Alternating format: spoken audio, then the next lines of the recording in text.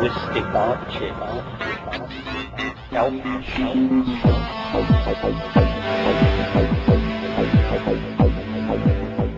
Greetings from Cyberdelic Space. This is Lorenzo, and I'm your host here in the Psychedelic Salon. If, like me, you wanted to make it to Basel, Switzerland last January for the celebration of Dr. Albert Hoffman's 100th birthday, but you couldn't afford it, well, then I suspect that you'll really enjoy today's program. As you probably know, the celebration included a series of workshops and lectures by most of the world's leading experts on LSD and altered states of consciousness. And one of those experts was my friend Myron Stolaroff. To put Myron's experience into perspective, let me ask you where you were on April 12, 1956, when he had his very first LSD experience. Unless I missed my guess, most of you were still trying to decide whether or not you were actually going to incarnate for another round of the Earth game here. Maybe a few of you were already toddling around in diapers, and I know that there are some of you who were already out of college and starting out on your own by then. Where was I way back then, you ask? Well, I was in 8th grade and being subjected on a daily basis to the brainwashing of the cult that I was trapped in. You know the one I'm talking about? It's called the Catholic Church, and it wasn't until I was over 40 years old and found LSD myself that I was able to break free from all the mental conditioning that I was subject to by the nuns and priests. But I'll bet that Myron Stolaroff was the only one of us who, on that April day over 50 years ago, was having his first LSD experience. That's right. Myron had his first experience with that magic medicine over 50 years ago. At the time of that experience, he was on the fast track in what one day would be called Silicon Valley. Only it wasn't silicone he was working with, it was videotape. In fact, the scientific and engineering contributions Myron made during the 15 years he spent with Ampex led directly to the first practical videotape recorder and player, without which we probably never would have evolved into DVDs and beyond, but that's another story.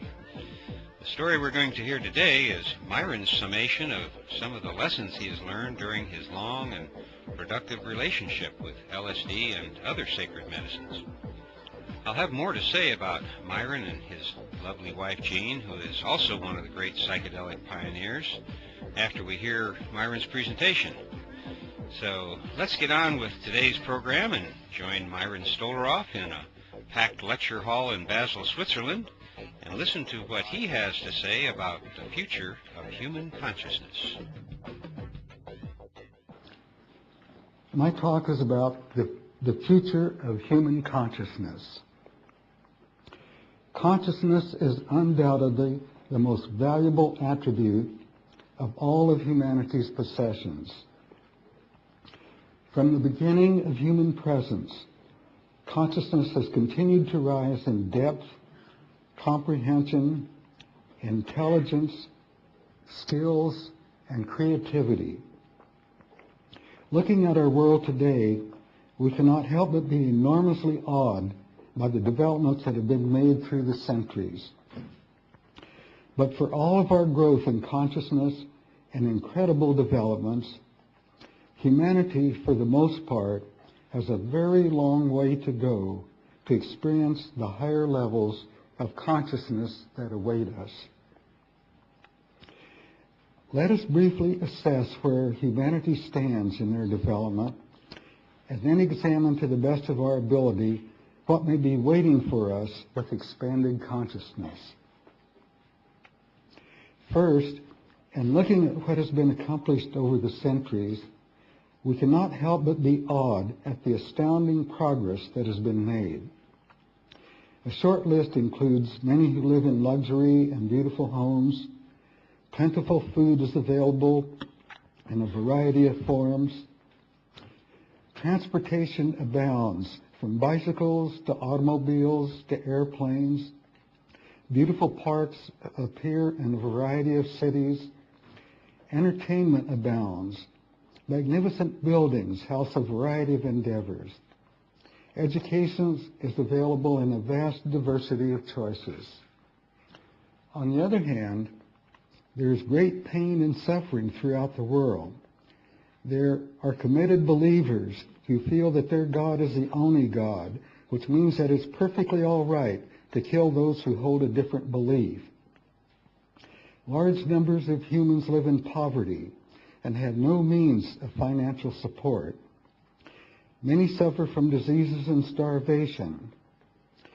Education is beyond the reach of huge numbers of people. While there are organizations committed to help those in dire straits, there still remains large numbers of people beyond the reach of such helpers. These persons have very little access to greater understanding, development of wisdom, or reaching the bliss of realized beings.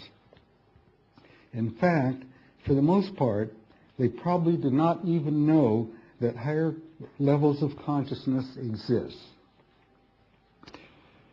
Fortunately, there have been wise ones throughout the centuries who were moved to study life situations and find ways to overcome suffering. The Buddha is an outstanding example. Quoting from my Tibetan Buddhist teacher, Alan Wallace, author of the book Boundless Heart, the Buddha found from his own experiences that certain fundamental afflictions of the mind are the source of the distress we experience. The most fundamental of these afflictions is delusions. And from this delusion, other twistings of the mind occur: selfish craving, hostile aggression, and a myriad other derivative afflictions. The Buddha and masters that followed after him found ways to trim and develop the mind, to train and develop the mind. Employing appropriate practices opens the door to the glorious potential of the spirit, revealing that love and compassion are the most appropriate answers. Here's a list of guidelines. Avoid killing, avoid sexual misconduct, avoid taking what is not given, avoid lying, avoid slander, avoid abuse, avoid idle gossip, avoid malice, avoid avarice, avoid false views, or a mindset that denies fundamental truths. Over many centuries, Buddhists and other discoverers reached higher and higher levels of consciousness. While followers of these teachers grew and gained much reward, the number of followers are still a very low percentage of the total population of our planet. The discovery of who we are and what our potential can be was given an enormous boost when Dr. Albert Hoffman came forward with LSD. Within a few years, persons all over the world began to discover enormous openings of consciousness. Vast areas of discovery opened up. Repressed material rose to the surface, in many cases revealing sources of discomfort that could now be released. Inappropriate behavior was recognized. Mates, family members, and friends were seen in greatly enhanced light. Heightened awareness opened the door to vast beauty and understanding. And most important of all, for open seekers came the realization that one is truly one with the universe, immersed in pure bliss. And that's what's waiting for us. Unfortunately, there were many youngsters who managed to possess LSD and were anxious to explore without intelligent guidance. While naturally peaceful, contented, open-minded youngsters found riches from their experiences. More disturbed persons encountered deeply repressed material that was very painful and difficult to resolve.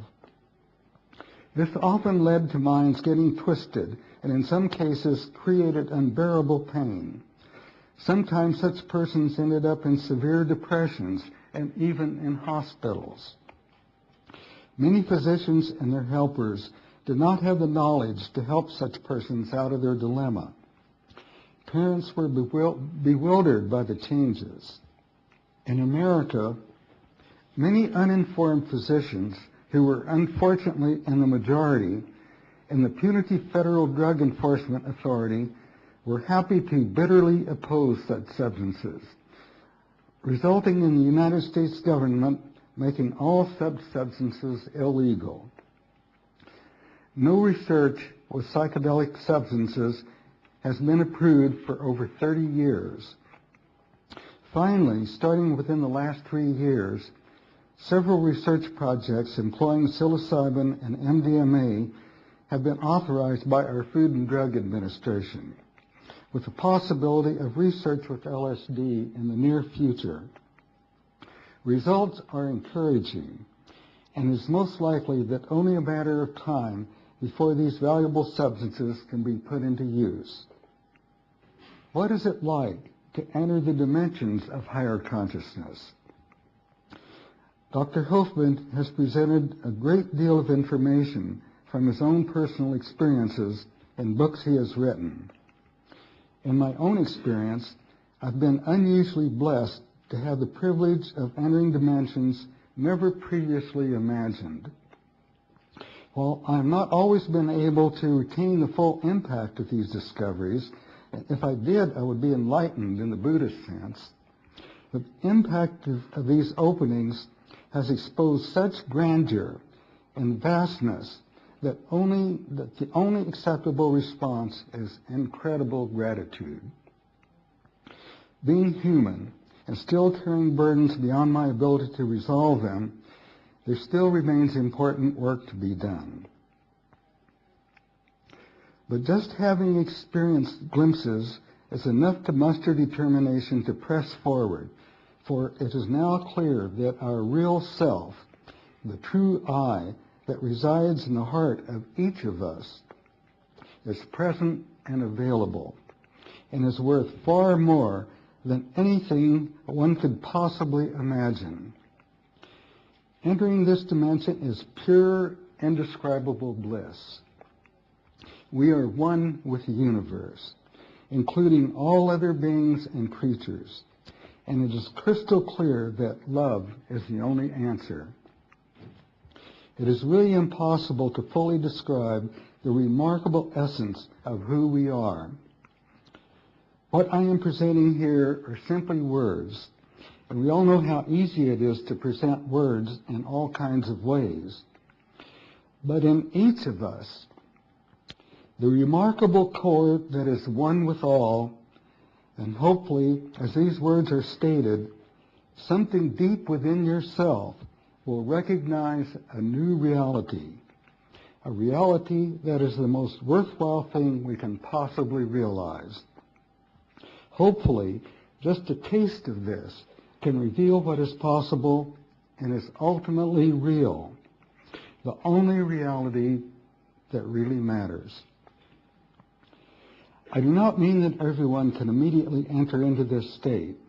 I'm simply saying that just knowing that this is real and that its value surpasses anything else we could possibly imagine tells us that this is the most important endeavor that we can undertake. There are no doubt many who are not ready to accept such conclusions. There are all kinds of people in the world, and many have already determined the objectives they prefer to pursue. And that's fine. Pursue your own choices. But ultimately, you will reach the point where you recognize that there is no other endeavor that can be as precious as unfolding your true inner self, whether in this lifetime or future lifetimes. If the goal that I've just described is accurate and therefore desirable, how can it be attained? There's no question that the appropriate use of LSD can open many important doors. Where was I way back then, you ask? Well, I was in 8th grade and being subjected on a daily basis to the brainwashing of the cult that I was trapped in. You know the one I'm talking about? It's called the Catholic Church, and it wasn't until I was over 40 years old and found LSD myself that I was able to break free from all the mental conditioning that I was subject to by the nuns and priests. For perspective, let me ask you where you were on April 12, 1956, when he had his very first LSD experience. Unless I missed my guess, most of you were still trying to decide whether or not you were actually going to incarnate for another round of the Earth game here. Maybe a few of you were already toddling around in diapers, and I know that there are some of you who were already out of college and starting out on your own by then.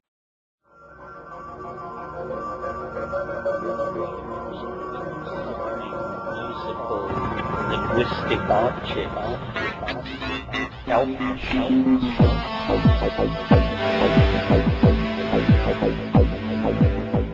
Greetings from Cyberdelic Space. This is Lorenzo, and I'm your host here in the Psychedelic Salon. If, like me, you wanted to make it to Basel, Switzerland last January for the celebration of Dr. Albert Hoffman's 100th birthday, but you couldn't afford it, well, then I suspect that you'll really enjoy today's program. As you probably know, the celebration included a series of workshops and lectures by most of the world's leading experts on LSD and altered states of consciousness. And one of those experts was my friend Myron Stolaroff. To put Myron's experience into it, but I'll bet that Myron Stolaroff was the only one of us who, on that April day over 50 years ago, was having his first LSD experience. That's right. Myron had his first experience with that magic medicine over 50 years ago.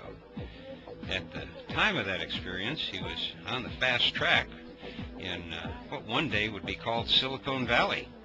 Only it wasn't silicone he was working with, it was videotape. In fact,